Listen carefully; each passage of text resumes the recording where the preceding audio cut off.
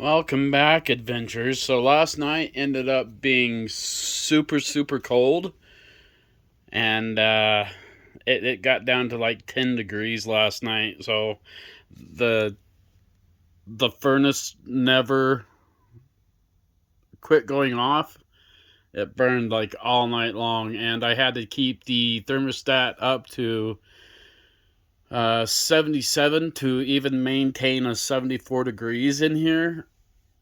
Oh, and the bedroom always is hotter than out here, probably because it's a smaller space. But I ended up some of you guys, some of the gals, the new gals that are coming on my Facebook, or not my Facebook, sorry, my YouTube channel, got me started watching some of my old Alaska stuff. So that was pretty awesome. I forget how amazing some of that is. You know, there's a lot of stuff online that's just garbage, and it's like they get, for stupid crap, they're getting like thousands and thousands of views, and it's stupid. It's not even funny or entertaining. Some of it's like, I feel like all these people that are doing pranks on each other are mean and kind of cold hearted. But you know, not being a Karen or anything, but I would rather watch stuff that is educational, you know, and stuff that you can learn from. I do watch a lot of history stuff. Like right now, I'm watching, not really watching, but listening to you know, pickers, American pickers, and that. And I love a lot of the alien UFO stuff and that. And yeah, that's pretty cool. Pretty cool. And to all the ladies out there that have been commenting and everything, yes, I am single. I have been single now for 3 years, and I am looking for somebody that wants to be a part of this lifestyle with me. I'm not always going to be broken, you know, to where I'm hurting, going to be recovering, and I'm not always going to be broke either. You know, there's going to be that fine line when we finally get the disability and can be able to start doing things. And it has been super hard doing all this alone. The biggest challenges for me have been showering, just because I don't have the strength on this leg yet to put all the weight down on my leg. You know, being, you know, I'm stubborn. I will get up and, you know, push myself to the limits, and then I'm paying for it the next day, and that sucks. And it's hard. I'm not one that can sit here and wear sweats all the time. But if I wear pants, my leg will swell up, and then it's hard to get my pant legs off and that. And being left unsupervised, yeah, it is what it is at times. But being able to have somebody in my life that actually truly cares enough about me to love me, I don't want to ever be in a relationship again where I have to sell everything off to prove to them that I love them, and then not love me at all, and to end up using me, and, you know, to come in and be like, that's my side, that's your side, don't touch me. I don't want that type of relationship. So if, you know, if you want to be a part of my life, I would love to have somebody in my life that does want to be a part of my life with this beautiful new home that I do have, and which is designed for two, and that. And I'm old school. I still believe in opening doors for the ladies and stuff. Maybe not all the time, but, you know, I do, and I do cater. So I spent the last 12 years of my life taking care of a family of kids that wasn't mine to end up where I'm at today.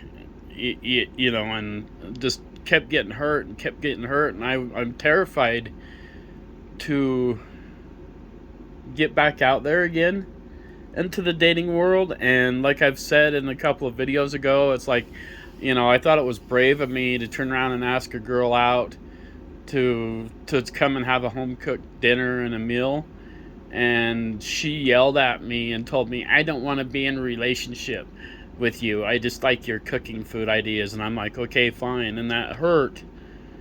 And that's how it's been for me every time I've asked a gal out. It's like I just feel like, you know, no girls out there want a good guy or a nice guy. Yeah, and I get it. I am a few extra pounds. I'm covered in ink. I'm covered in third degree burn scars, and I live this lifestyle, and it'll take a certain type of gal that does want to live this lifestyle with me, and maybe one day I'll find her. I think the lady's name was Sharon, the lady that told me that she was a retired police officer and truck driver. I think that is really awesome, and yes, age is just a number. So I don't want to go into the younger than me in a relationship. Age is just a number, but you know, I'd like to be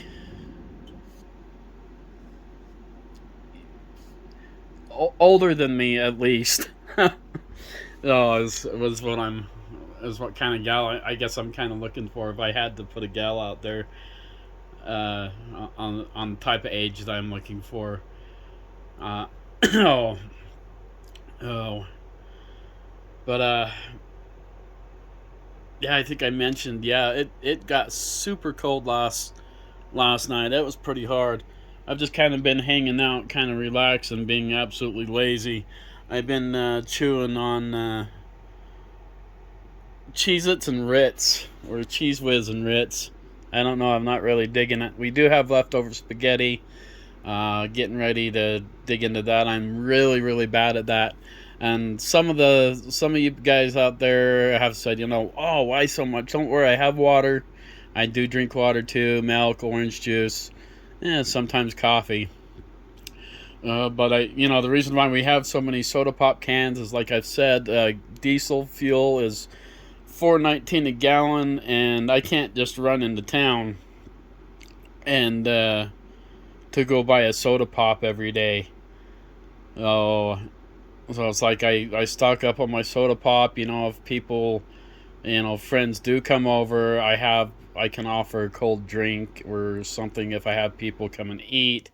I know I have plenty, and I've been running out by the last of the week, of the month before we get our food budget, and it's like, holy crap, I'm stuck drinking like water. So, but no, I hate drinking water. It's horrible, but I know you gotta have it. So this last 2 months, I've been drinking flavored water along with a soda pop and things, and milk and orange juice and stuff. So I have lost a lot of weight. I was on the gabapentin and Lyrica. The doctors put me on, and it gained to where I was like 300 and something pounds when I was first started going to Alaska, and now I've lost 105 pounds, and so now I'm sitting at excuse me, 205 to 207, and it I just like, and that's like I said, why I hate being in front of the camera is because of the weight and the burn scars and that. And I don't know. Some of you wanted to hear about my Bigfoot story, and I'm going to tell that to you guys. This happened about 13 years ago. I do get into the ghost hunting stuff. I do have all the equipment and things like that for it, and I'll come out. It has to do with being burned, and I'll come without that more later on when I get more comfortable, with things. But I was doing a some sort of a ghost hunting thing with our team at the time was called Echo Valley Paranormal, and I had a, God, what was it? It was a '98 Dodge Cummings at the time, and I was living RV life then at the same time too, and it was pretty late, and I didn't want to drive anymore, so I pulled off into a canyon that I'm grew up in, being from Colville, Utah, in a place called Echo Canyon. And I pulled up there in the mountains, and I was just so tired I crashed out in the back seat. Now, this particular truck, the sliding back windows, the lock didn't lock in the back, so it's like anybody could have just opened it up and got into it, or were opened up into it if they didn't know, if they knew the truck. And I was crashed out. I was tired, and always, being a survivalist, I always have sleeping bags and things and stuff. And so I was in my sleeping bag, and I hear this thumping around, and the smell was just the most horriblest smell I could ever smell in my life. And I'm like, God, what is that noise? And I heard this grunting and kind of growling going on, and I was terrified. I knew something was going on, and I peeked my head out from underneath my covers of my sleeping bag, and staring at me through the window was this massive Bigfoot, Sasquatch. And I was terrified. I couldn't move. I didn't know what to do. I was scared. I was scared for my life. I didn't know, and the Bigfoot was pushing on the truck and things, and trying to, I don't know, figure what he was figuring out. And all I could do was sit there, and this creature just let out this big, scary yell, growl, and I was like, holy crap, is this really happening to me? And I finally ended up, falling back to sleep, terrified. And about 8 o'clock the next morning, the sun started coming in through the windows. And I got up, and I looked out, I checked things out, made sure nothing was around, and there was hair stuck in the clips of the window on the side of the king cab of the truck, where the side windows open up, and it stunk really bad. And I took some of that hair and put it in the plastic baggie, but down on the ground there was big, huge, massive footprints. And in this particular area that I know of, that we are going to be going back to eventually, is where Ted Bundy buried 32 women that he had stated the day that they put him under. And I don't know if that had anything to do with this Bigfoot being there, but since then I have been terrified to really sleep in a tent and camp, which I do, but that's why I like the security of a vehicle. I have slept in a tent recently, within the last year, with the last gal that took advantage of me, and that ended up going badly. But I was terrified, and she knew I was terrified to sleep in a tent, and I just won't. I can't, till this very day, I will not sleep in a tent because of that Bigfoot experience that I did have. And just a crazy story that I thought I'd share with you. Like I said, I wish I started a YouTube channel with my life, just because of everything that I do get into, or have strange things happen to me all the time. And I don't know.